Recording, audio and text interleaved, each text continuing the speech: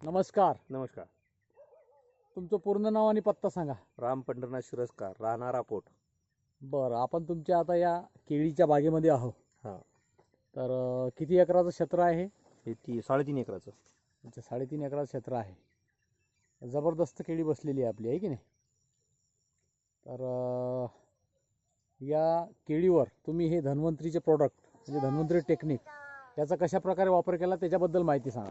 याची 200 लिटर पाण्यामध्ये 1 litre RPS 76, एक पॅकेट मायक्रोरीज याची पुंगा भरणी केली 3 वेळा. हां हां हां.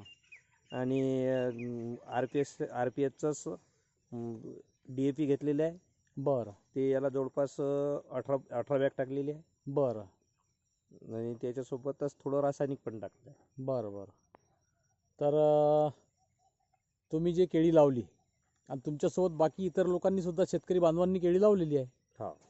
त्यांना आपलं हे धन्वंतरीचं प्रोडक्टबद्दल काही माहिती नाही, बरोबर आहे? हा. तर त्यांच्या केळी पिकामध्ये आणि आपल्या केळी पिकामध्ये काय फरक जाणवतो तुम्हाला? त्यांची केळी पीक माझ्या बरोबरचे जे आहेत त्या जवळपास एवढ्याच अंतराचे आहेत, पण पिंगट आहेत. पिंगड आहे म्हणजे ग्रीन नाही. हे आपलं तर हे पान पहा आमदारे साहेब, हे 2 पानातलं अंतर वगैरे गॅपिंग आहे चांगला आहे सर हिचं. आणि हाईट पण चांगली आहे. हाईट पण चांगली. आणि विशेष आता आजूबाजूने जर केळ्या पाहिल्या आपण तर त्या पूर्ण रोपाचे बगीचे आहेत. हां हां. आणि सरांची जी केळी आहे हे गाठ्याचं बेणं आहे. गाठ्याचं बेणं असूनही बी आज रोजी एवढा खूप थंडीचा पिरियड गेला, हां, जवळपास पूर्ण केळ्या ज्या आहेत ह्या पूर्ण पिवळसर बनल्या. हम्म. आणि त्याचा पोंगा जो हा पोंगा आहे, हां हां. हा जो पोंगा आहे जसा हम्म. हा पिवळसर आहे सध्याच्या पिवळसर आहे. कंडिशन. आपला हिरवा कच्चा आपल्या एकदम. याच्यात या बगीच्यामध्ये कुठंच पिवळसरपणा नाही. हा, आणि एवढ्याही थंडीमध्ये एवढ्या वातावरणात बॅलन्स केळीचं आहे आणि क्वालिटी पण आहे चांगली. क्वालिटी पण आहे.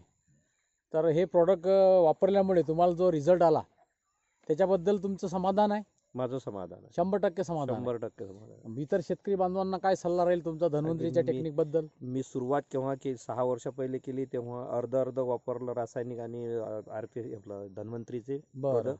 आज पूर्णतः मी धन्वंतरी 100% धन्वंतरी वापरता तुम्ही. हे वापरून समाधान आहे तुमचं? समाधान आहे माझं. धन्यवाद.